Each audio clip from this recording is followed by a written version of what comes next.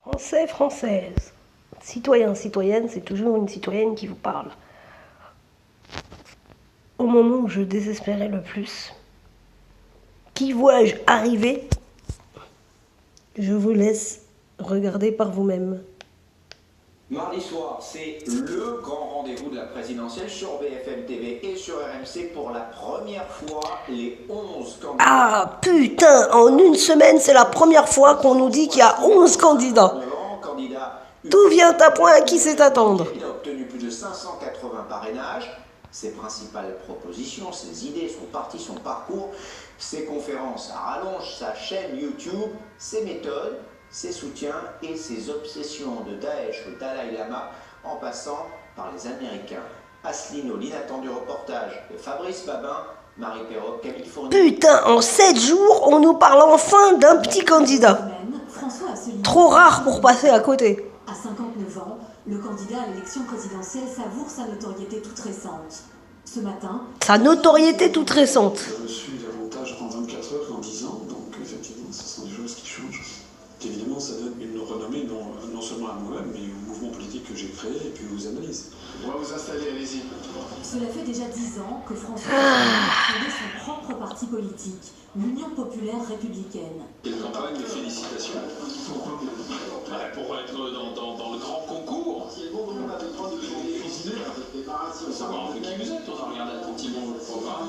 Le candidat propose un programme. La condescendance des journalistes vis-à-vis des petits médias.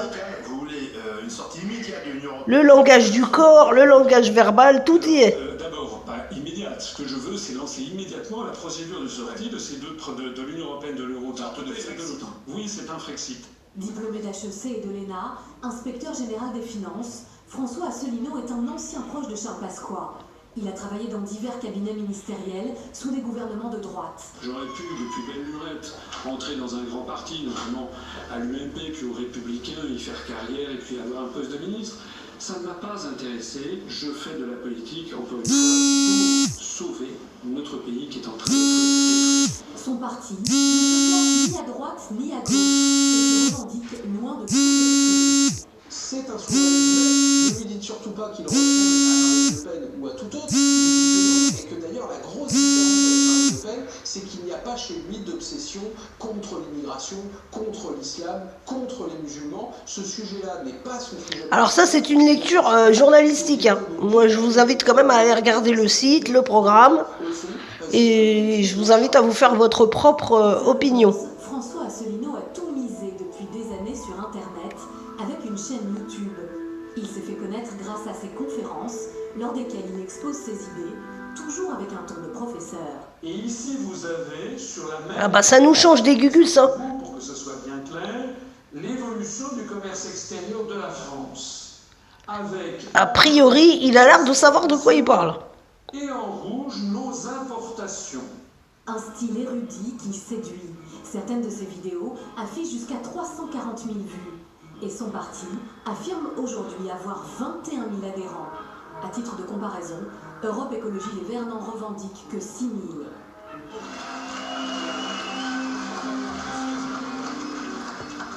Pour son premier meeting de campagne, plusieurs centaines de supporters ont fait le déplacement en Seine-Saint-Denis.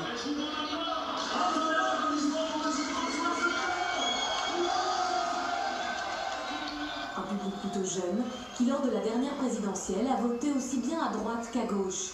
La plupart l'ont découvert sur Internet.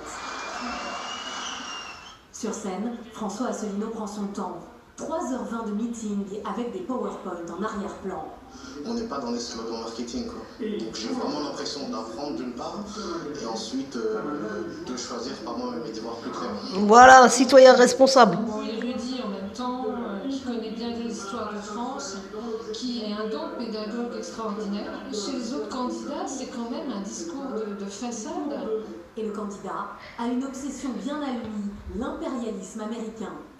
C'est marrant, parce que là, on parle d'obsession.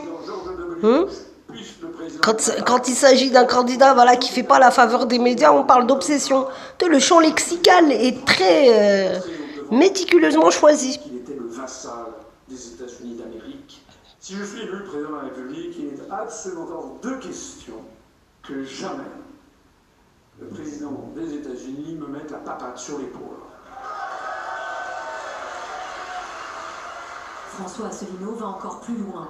Il lui est parfois reproché de flirter avec des théories complotistes, comme sur le site de son parti, où cet article suggère que Daesh aurait été voilà. notamment par les Américains. Les médias. Dès qu'on réfléchit par nous-mêmes, on est taxé de complotistes.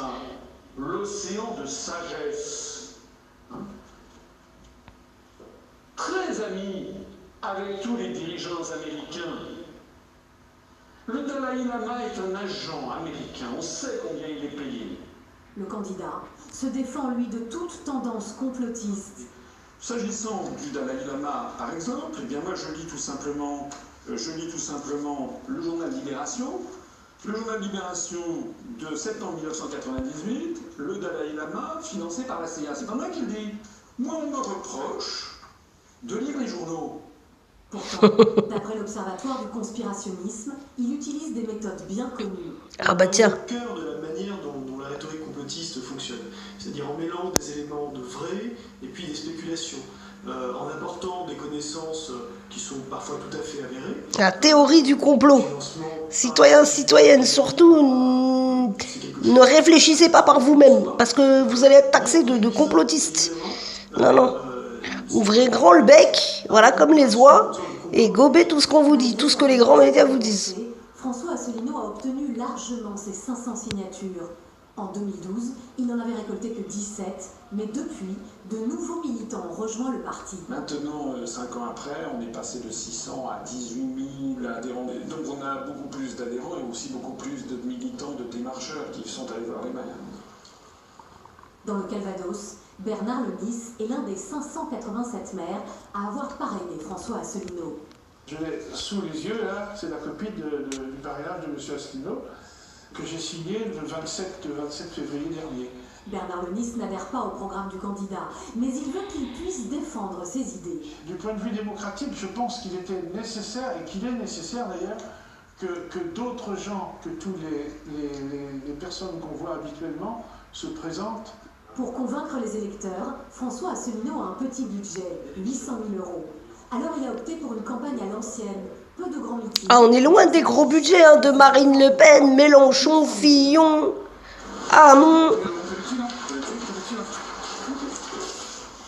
Pierre a 24 ans. Ce soir, avec d'autres bénévoles, il s'active dans le Val d'Oise.